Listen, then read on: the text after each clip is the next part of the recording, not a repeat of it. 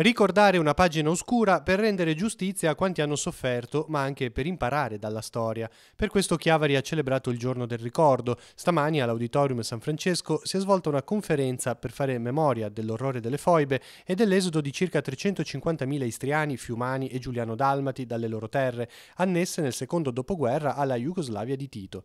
L'istituzionalizzazione di questa giornata, avvenuta con una legge del 2004, è stata fondamentale per tutte le comunità degli esuli. Da parte nostra non vi è assolutamente, anche come associazionismo e quant'altro, alcuna rivalsa nei confronti della Jugoslavia. Diciamo che ormai ci siamo integrati completamente nel territorio italiano, i nostri figli sono italiani, non sono e hanno perso quei contatti, hanno purtroppo perso quelle radici se non attraverso i nonni.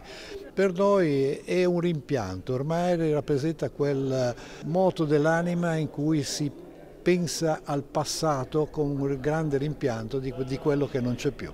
Oggi, ha spiegato Eva, occorre pensare ad un'integrazione più generale a livello europeo e a uno sforzo comune per riportare alla luce la verità di quel periodo storico. Perché così come molti italiani non conoscono la storia nostra, la storia dell'esodo, è assolutamente sconosciuta ad esempio al di là del confine, perché gli istriani e gli slavi in generale sono completamente all'oscuro di ciò che è stato la vicenda del fronte orientale.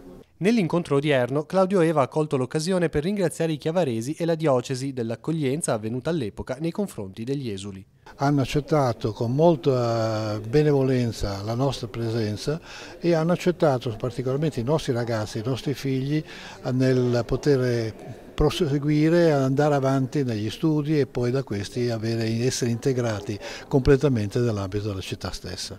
In particolare la Chiesa, le suore e il Vescovo stesso diedero un grossissimo aiuto alla popolazione istriana nel loro arrivo.